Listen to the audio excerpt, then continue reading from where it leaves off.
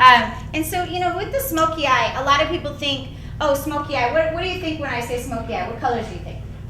Black, right? Dark, black, gray. The thing is, the smoky eye isn't a color choice. It's a technique. And so today what I'm going to show you is a technique.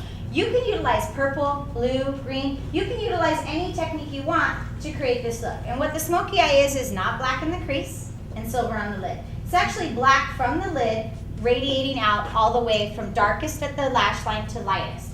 And so that's what we're going to do today. And so hopefully teach you guys something a little different. I know. There we go. Plus it's loud. All right, so what you're going to do is when you lift on the eye, if you always lift at the highest point of the brow arch, when you let go, everything's in the same place. What we tend to do is we lift one eye over here and one eye over here, and then when we're done, we have two different eye shapes, right? And we're wondering, what the heck did we do? I get the same brush, I use the same eyeshadow. Why can't I get it even? But if you're doing this, it's not going to be even, right? It's just little things that you don't think about, right? Lift in the same spot, have a point of reference. If you lift at the highest point of the brow arch, when you let go, it's a little lower, but you haven't distorted the shape, right? The shape still remains the same. So you're going to lift at the highest point of the brow arch, and you're going to create a line from the natural lash line to the natural lash line, okay? So if you do this technique on yourself, it's best that you do one eye at a time. If you do it on someone else, it's best you turn them away from the mirror because they usually think you're crazy right about now. Or you just make them keep their eyes closed. And then you just glide the pencil all the way across the eyelid, filling it in, saturating it down to the lash line. The great thing about this eye makeup technique, you can use a brown pencil. I use a chocolate brown pencil to do mine. And then the key to this technique is that all of the blending needs to be done before you put the eyeshadow on. The eyeshadow is acting as your setting powder. So it's setting whatever blending you've done. Kind of like when we put the concealer on, we wanted to do all the blending before we put the powder on. So the key to this look is that you do all of the blending first. What you're going to do is use your ring finger, because remember we talked about why we use this one. And you're going to put half of your finger on the eyeshadow, on the black pencil, and half on the natural skin. And you're just going to pull in. What that does is warms up the pencil a little bit, starts to blend it into the eye very easily. Just going to go about halfway. Don't touch the lid at all. You don't want to lose the saturation. When you get about halfway, clean your finger. I have a paper towel here on my palette. So I'm just pulling everything inward.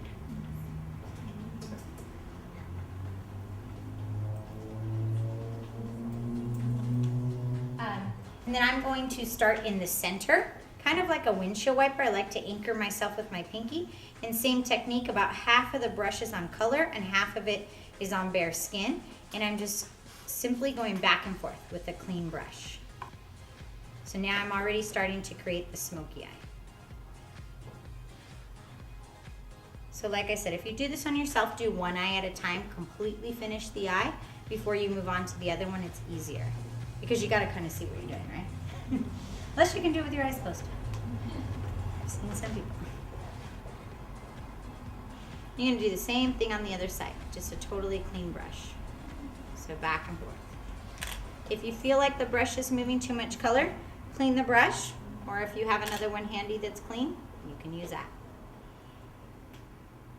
You want to make sure that you leave enough white space here that acts as a natural highlight. What I see a lot of people do too is this blend, right? A lot of makeup artists. That's an okay technique, but it expands the space. Okay? What this type of blending does is create a larger space. So if you don't want to create a larger space, then you want to do more of a vertical blend. I mean horizontal. Rather than this one is kind of a circular blending, creates a larger space.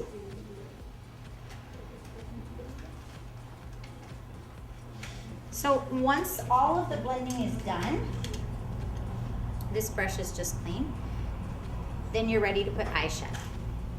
So you don't want to apply eyeshadow until all of the blending's done. So there's no harsh lines, and you want to lift a little bit at the highest point of the arch and pat and press in the same shape you started out with. So the half circle. And just take your time and turn the brush upside down to get right up to the lash line.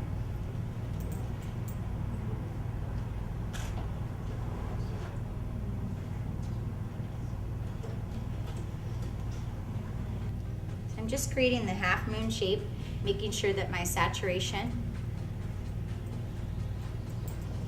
is the same depth from the lash line all the way up to the crease. And then I'm going to take the same clean brush that I used earlier.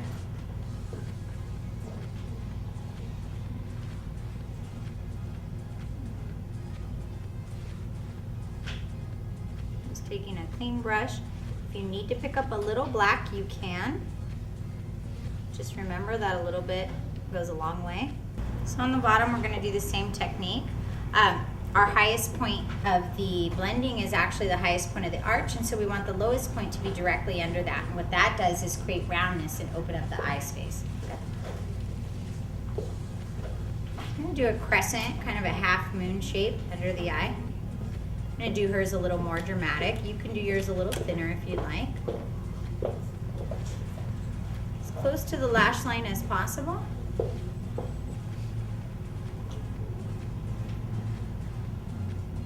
Creating the half moon shape. A little thinner as you get to the inner corner, and then a little thinner as you get to the outer corner, but you definitely want to connect the top and the bottom. So once all of the blending is done, then we're going to go ahead and add our eyeshadow.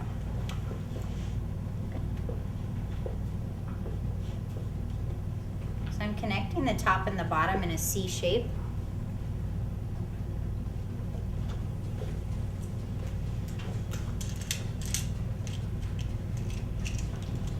Just pat and press the black on so that you don't get any fallout.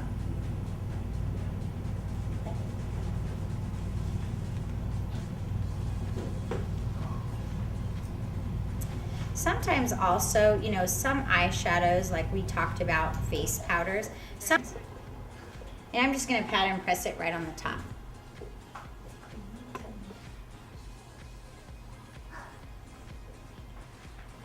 Sometimes with the glitter color too, you don't get that strong pigment out of it, so I like to layer something matte under it, maybe a corresponding color, something a little darker.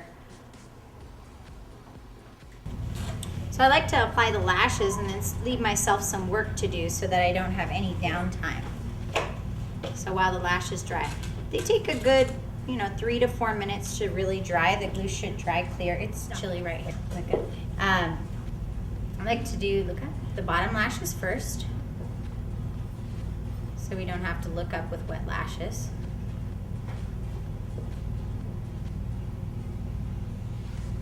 Sheer pink, it's a little nude.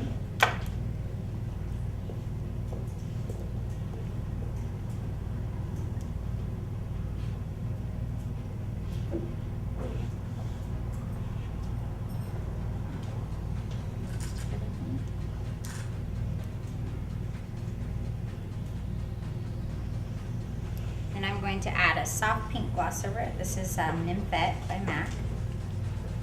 I always wonder who thinks of the names for these things. Those and OPI nail polishes. Must be a fun job, right? Sit around and think of the names. Somebody's got to do it.